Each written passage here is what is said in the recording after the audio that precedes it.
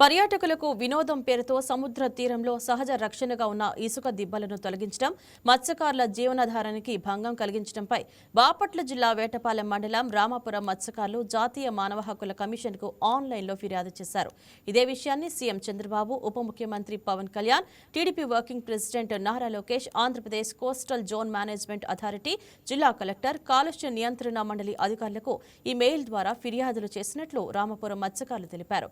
జిల్లా పరిధిలో సముద్ర తీర ప్రాంతాల్లో కొనసాగుతున్న అక్రమ నిర్మాణాలు, పర్యావరణ నాశనం, మత్స్యకారుల హక్కుల ఉల్లంఘనలపై రామాపురం గ్రామ మత్స్యకారుల గత 4 రోజులుగా తీవ్ర ఆందోళన వ్యక్తం చేస్తున్నారు. భవిష్యత్తులో మా మత్స్యకార గ్రామాలను ఖాళీ చేస్తామని, కేసులు పెట్టి జైలుకు పంపుతామని ఆర్డీఓ మమ్మల్ని భయభ్రాంతులకు గురి చేస్తున్నారని మత్స్యకారులు ఫిర్యాదులో పేర్కొన్నారు. కలెక్టర్ గారు ఇదంతా మాకు చేయమన్నారు అని చెప్పేసి ఆ కొద్ది వరకే దాన్ని ఆపేశారు. ఆ కొద్ది వరకు ఆపేసి మిగతాదంతా ఇది డెవలప్ ఇది మొత్తం అంతా ఈ ఒడ్డు దెబ్బలన్నీ లాగేశారండి. తర్వాత గ్రామస్తుల్ని అక్కడ ఉన్న ఊరి గ్రామస్తులందరినీ పిలిపించి మేము అడిగాము, ఇట్లా చేస్తున్నారు అధికారులు మీకు తెలియపరిచారంట అని అడిగితే మాకు ఎవరు కూడా తెలియపరచలేదు, మా ఏదైనా అడ్డుకుంటే మా మీద కేసులు పెడుతున్నారు అని అన్నారు. ఈ కేసులు పెట్టి మా మీద అక్రమంగా మా మీద గొడవలకు వస్తున్నారని చెప్పేసి అన్నారు.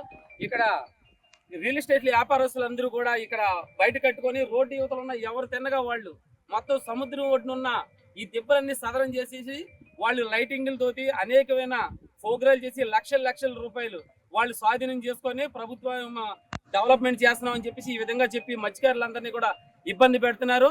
మత్స్యకారుడికి ఎక్కడ అన్యాయం జరిగినా సరే మాత్రం మేము ఊరుకునేదే లేదు.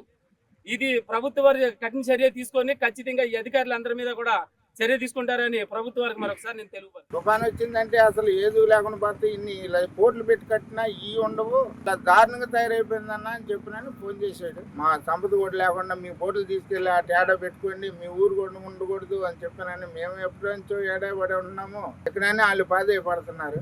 తీర ప్రాంతంలో మత్స్యకారులు అనేవాడికి సొంతం ఇది చేపలు ఎండబెట్టుకోవటం, జీవనాధారం తీసుకొచ్చి ఆడ ఎండబెట్టుకొని అన్ని చేసుకోవటం. ఇక్కడ మాకు మత్స్యకారుడికి ఆడ మీరు ఆడ నుంచో వచ్చి 50 కోట్లు సంపాదించుకోవడానికి వస్తున్నారు. ఊరు కాటికి పోయండి, పక్కకి లేచి డెవలప్మెంట్ చేసుకోండి. డెవలప్మెంట్ అంటున్నారు, చేతి దాంట్లో చేసుకోండి. ఊరికి అవతలండి, మమ్మల్ని తాగబాకండి, టచ్ చేయబాకండి, మా పట్టకాడు కొట్టబాకండి. మాకు ఉండే తెచ్చుకుంటే తిన్నట్ట లేకపోతే లేనట్ట. మా మత్స్యకారుడికి ఈరోజు గతంలో నెలకొచ్చి 25 రోజులు పడేది ఫిషింగ్, ఇప్పుడు నెలకొచ్చి 5 రోజులు కూడా పడుతుందా.